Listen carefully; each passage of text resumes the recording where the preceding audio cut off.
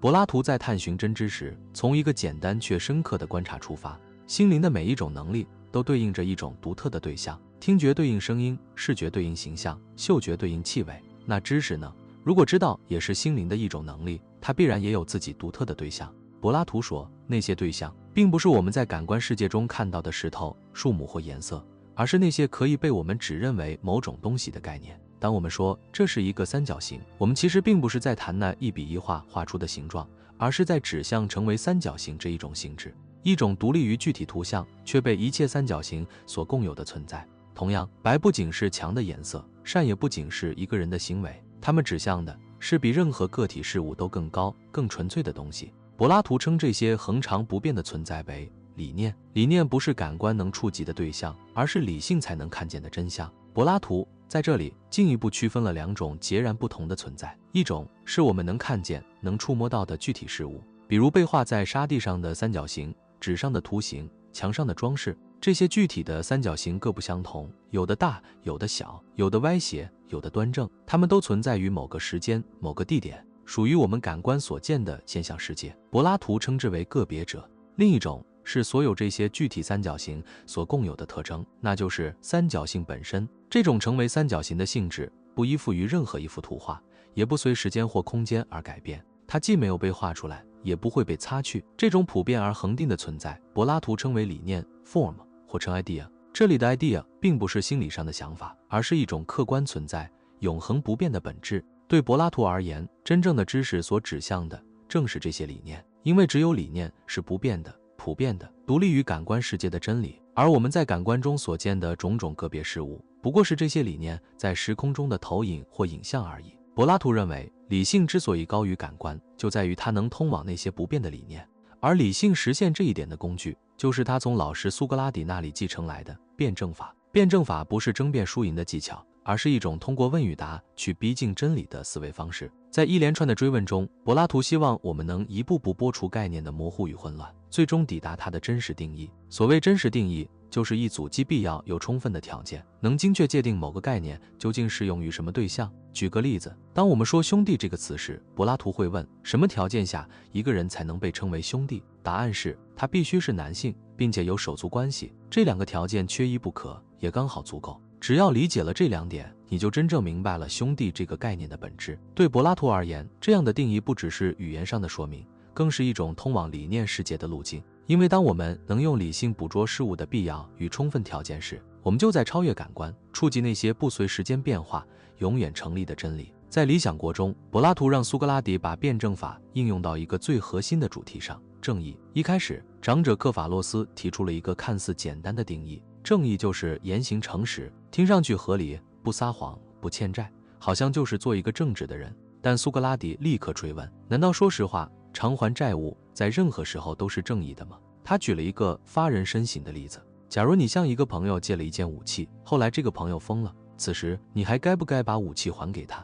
如果你照章办事，守信还物，那可能会害人；如果你选择不还，那又违反了承诺。于是苏格拉底指出，正义不可能只是诚实这么简单，在某些情境下，说真话或偿还债务反而可能是不正义的。这个例子让正义从一个道德口号变成了一个需要理性审视的哲学谜题。它也展示了柏拉图式辩证法的力量，不是为了定义得更漂亮，而是为了逼近一个更深层的真理：什么才是真正的正义？假如那个失去理智的人此时拿着愤怒与疯狂要求你把武器还给他，而你明知他要去伤害一个无辜的人，这时候该怎么办？苏格拉底说，真正的正义不是盲目的诚实，如果为了阻止恶行而撒谎，那反而才是更高层次的公正。于是一个简单的定义，正义就是诚实守信，就这样被推翻了。这就是苏格拉底的辩证法，提出一个看似正确的定义，再用例子一连串的反驳去测试它。每一个定义被驳倒，它就更接近那个不会被驳倒的真理。通过这种不断的提问与推翻，他试图触及正义的本质形式，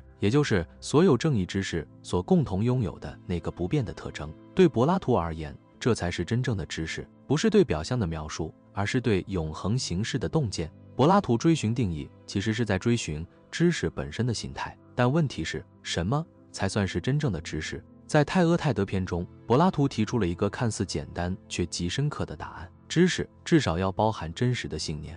我们不可能知道一件假的事情。人们当然可能以为自己知道，但那只是以为，并非真正的知。所以，柏拉图说，知识不仅仅是相信，也不仅仅是相信的对，它必须是超越单纯正确信念的东西。它要求我们不仅碰巧说对，而是理解为什么它是对的。想象这样一个场景：4月的某个夜晚，一个人做了个梦，梦见9月会发生地震。他醒来后深信不疑，9月一定会有地震。几个月后，地震真的发生了。那么他算知道这件事吗？柏拉图说，不算。他确实相信了，也猜对了，但这并不是知识，因为他没有理由。他的信念虽然正确，却缺乏正当的支撑，就像掷骰子碰巧掷中6点，那只是运气，不是理解。所以柏拉图得出一个关键结论：知识等于被证明的真信念。换句话说，要称得上知道，必须满足3个条件：第一，它是真的；第二，你真心相信它是真的；第三，你有充分的理由相信它是真的。自柏拉图以来，人们虽然对什么算作合理的理由争论不休，但知识等于被证明的真信念这个公式依然被哲学界沿用了近2000年。直到20世纪中叶，一位名叫埃德蒙德·盖蒂尔的美国哲学家提出了一个令人震惊的反例。想象这样一个场景：小红非常了解小明。那天，他正走过商场的长廊，身后几米远的地方，小明也正跟在他后面，但他并没有注意到。这时，小红看到前方有人迎面走来，那人和小明长得一模一样。于是他心想，小明在我面前。这个判断看似合理，他有充分理由相信自己看到的人就是小明。可是事实是，他看到的其实是小明的双胞胎，真正的小明此刻正走在他身后。于是问题出现了，小红的信念是真的，因为小明确实在商场里，他也相信这件事儿，而且似乎有充分的理由。但我们会说，他真的知道吗？显然不。盖蒂尔用这个简单的故事撕开了一个深深的裂口。即便一个信念是真，被相信且有理由，也未必能称为知识。而知识似乎还缺点什么，某种连接真理与信念的更深层条件。然而小红并不知道，她看到的那个人其实是小明的双胞胎兄弟。于是小红形成了一个信念：小明正在商场里走着。这个信念巧合的是真的，因为的确有一个小明此刻正走在他的身后，只不过他并没有看到他。更棘手的是，他的信念似乎也有充分的理由，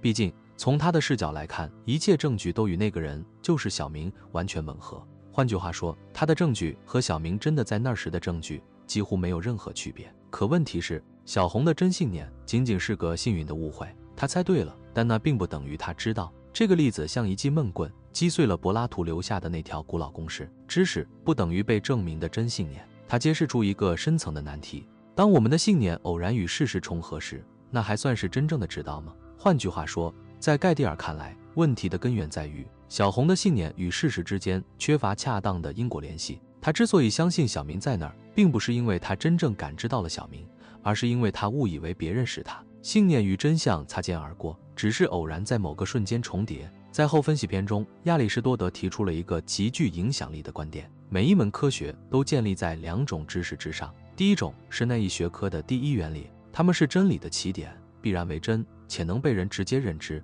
第二种是从这些原理出发，经由推理得出的派生真理。换句话说，科学不是一堆孤立的事实，而是一张由必然真理支撑起来的推理之网。为了证明某个科学命题，亚里士多德发明了一种结构化的推理方式——三段论。在这种逻辑中，每一个结论都必须建立在前面的论证之上，就像一座层层递进的阶梯，每一步都由上一步证明并支撑。于是，科学真理的诞生不是凭经验的偶然发现，而是一个逻辑的展开过程。从不可怀疑的第一原理，一步步演绎出世界的秩序与必然性。在亚里士多德的逻辑体系中，每一个三段论都有双重的力量。它不仅在逻辑上推出结论，在因果上也解释了为什么那个结论必须为真。举个例子，所有的星星都是遥远的天体，所有遥远的天体都会闪烁，因此所有的星星都会闪烁。这不是单纯的推理游戏。在亚里士多德看来，结论星星会闪烁之所以成立，是因为它被2个更根本的事实：星星是遥远的与遥远的东西会闪烁共同解释了。换句话说，科学推理不只是形式上的推出，而是一种对世界结构的解释。当我们理解了这些因果链的层层展开，就能看到知识的根基如何支撑起整个体系。而在这条推理链的最底端，那些最初的前提，亚里士多德称之为第一原理，是不需要再被证明的，它们是理性直接把握的真理。从这些原理出发，最后一条推理的结论就是科学所要揭示的真相。在亚里士多德看来，关于知识的讨论其实离不开他对灵魂本质的理解。他认为灵魂就是让事物活着的那个东西，凡是生命，无论是人、动物还是植物，都拥有某种形式的灵魂。而在人类之中，灵魂中最独特、最高的一部分被他称为理智。有时它被描述为一种能力、一种机能，也可以说是灵魂的一个部分或一种活动的面向。值得注意的是，在亚里士多德那里，灵魂和理智并不是神秘的、宗教化的词，而是科学性的概念，是用来解释生命与认知如何运作的理论结构。在他笔下，灵魂是生命的形式，理智则是认识真理的工具。人之所以能知道、能理解、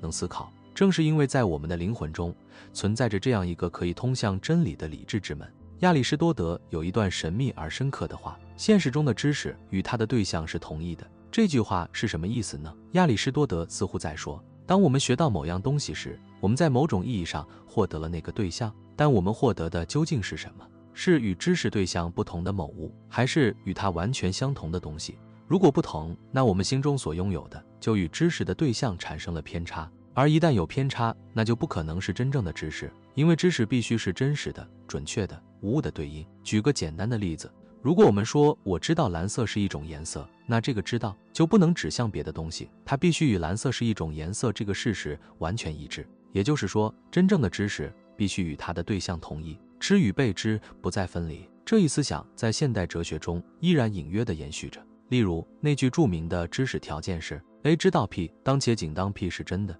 换句话说，知识的本质就是思想与真实的合一。当我们说知识与它的对象必须是同一的时，一个自然的问题就出现了：知识究竟是以什么方式存在于一个人之中？想象一下，小明知道狗是什么，也就是说，他知道作为狗意味着什么。那么，从某种意义上讲，狗或者狗的本质似乎必须存在于小明的心中。但问题是，这怎么可能？狗又不是直接跑进了他的脑袋里。亚里士多德的回答来自他对现实的整体理论。他认为，所有地上的事物及世间的具体存在物都是由两个原则构成的：形式和质量。拿狗来说，每一只狗都有作为狗的形式，也就是让它成为狗而不是别的动物的特征，以及质量，它的身体、血肉、骨骼这些具体的东西共同组成。形式让一个对象成为他所示的那种东西，而质量则是没有任何意义、无法理解的纯粹东西。因此，当一个人知道狗是什么时，他心中并没有一只真正的狗，而是拥有了作为狗的形式，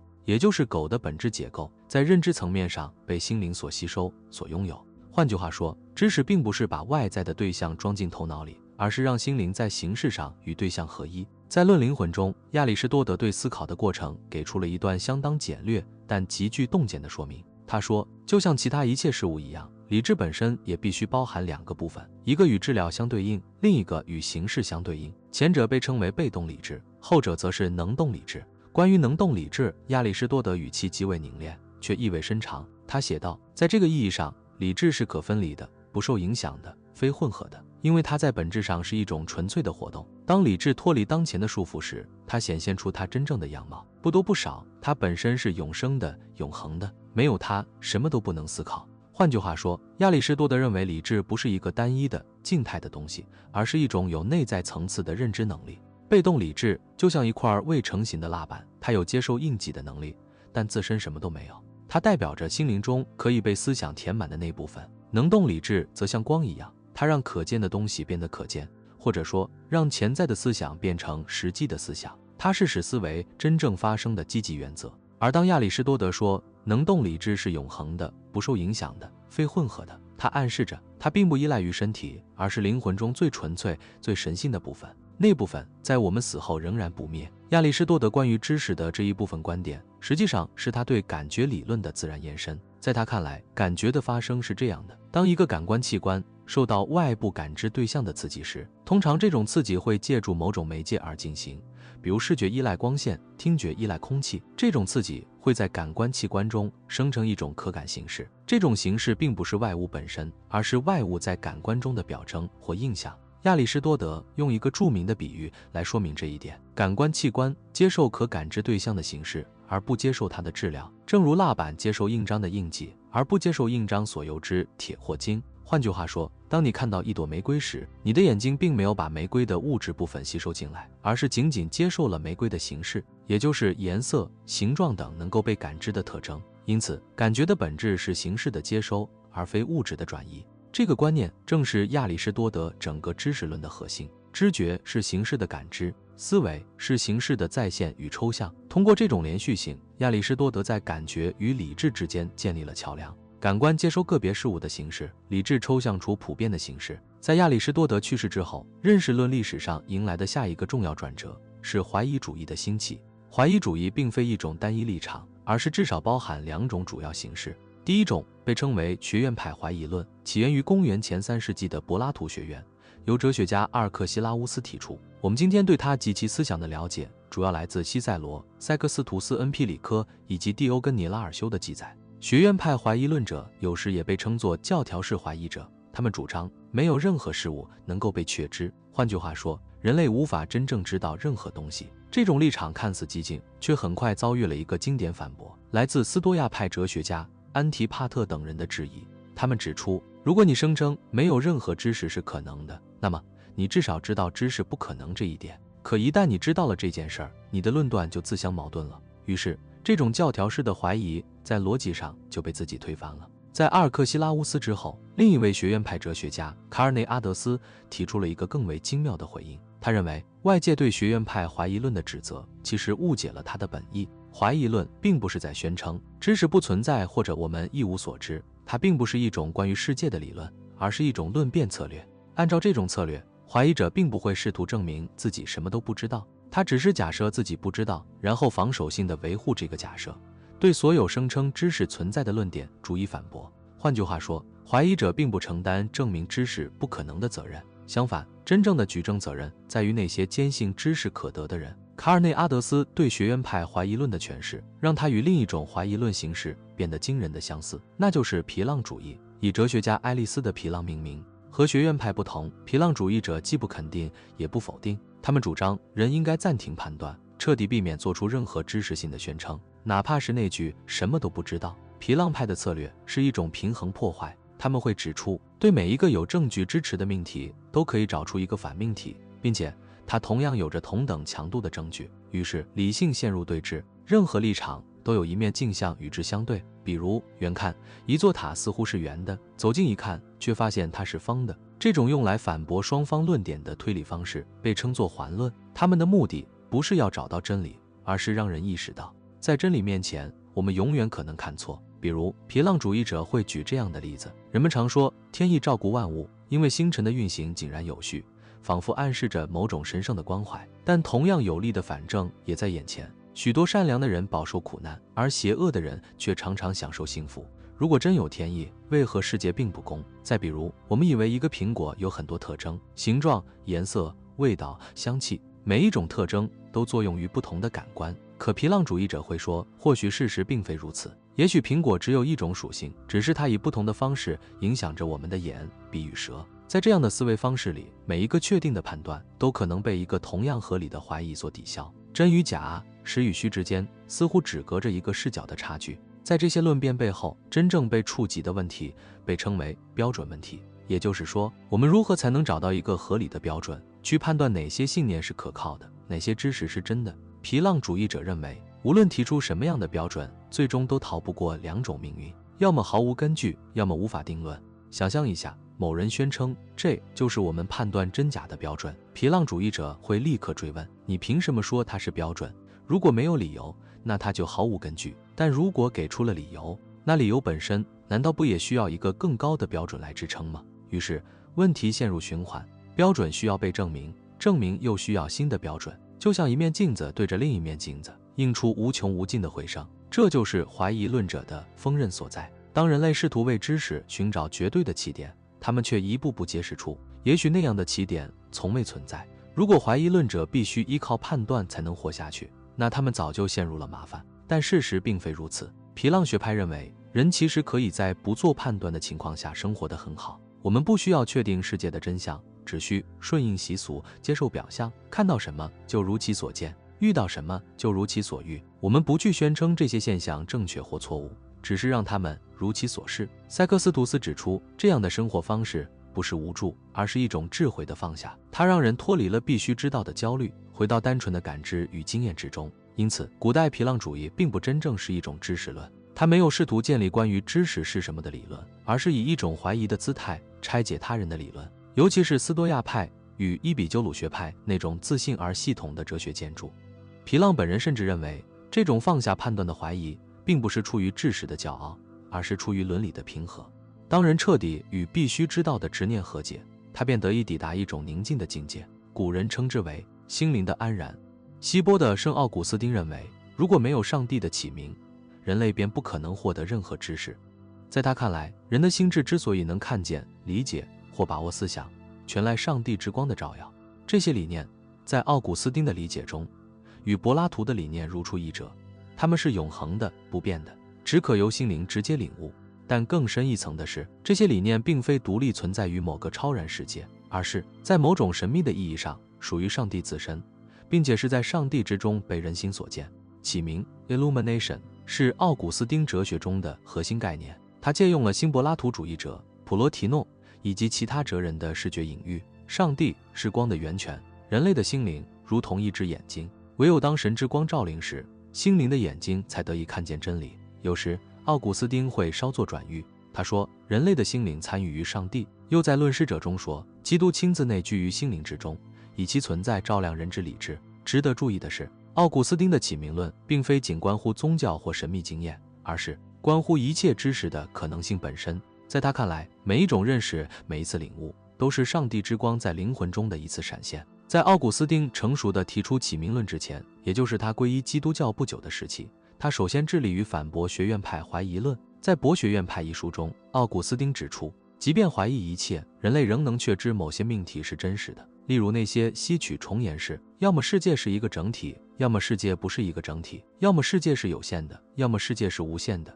这些命题无论如何都成立，因为它们涵盖了所有可能的情况。人类还确知许多以在我看来开头的命题，例如，在我看来，我所感知的东西由大地与天空组成，或者说是某种看似大地与天空的存在。除此之外，人类也能确知那些逻辑命题，奥古斯丁称之为辩证命题。例如，如果世界由4种元素组成，那它就不可能有5种；若太阳只有一个，就不可能有2个。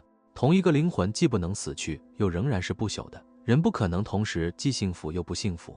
这些命题并不依赖感官经验，而是根植于理性的必然性之中。奥古斯丁借此论证，怀疑虽可动摇感官的可靠性，却无法否定理性的自明真理。而正是从这种对怀疑论的反思出发，奥古斯丁进一步发展出他的核心思想：上帝之光照亮人心，使知识成为可能。奥古斯丁在他后期的多部著作中都继续对怀疑论进行了驳斥，其中最具代表性的包括《论自由意志》、《论三位一体》，以及他的哲学神学巨著《上帝之城》。在《上帝之城》中，奥古斯丁进一步提出了几种人类能够绝对确定的事理，以此来反驳学院派怀疑论者的观点。他论证说，若一个人被欺骗，那么至少有一点是无可置疑的，它确实存在。用第一人称表达这一思想，奥古斯丁写道：若我被欺骗，那我便存在。As I fall some。 这句话在1200年后被笛卡尔以另一种形式重述为我思故我在 cogito ergo sum。 在论三位一体中，奥古斯丁又提出了这一论证的一个辩题：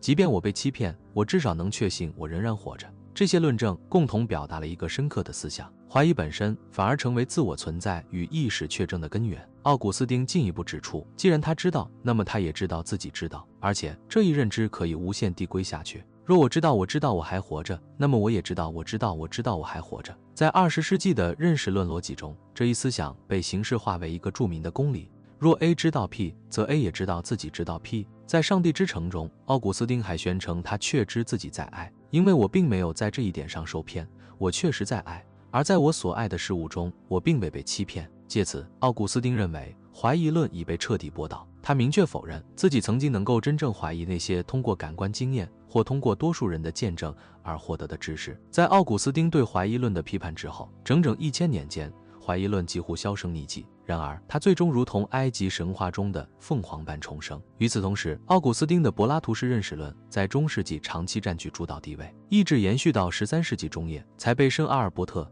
及其弟子圣托马斯·阿奎那提出的理论所取代。他们发展出一种区别于奥古斯丁神圣照明说的替代理论。坎特伯雷的圣安瑟伦用一句话概括了整个中世纪哲学的精神：信仰寻求理性。这句话不仅揭示了他自身的哲学立场，也恰当地概括了整个中世纪哲学的本质特征。所有伟大的中世纪思想家，无论是基督教、犹太教还是伊斯兰哲学家，既是哲学家，也是神学家。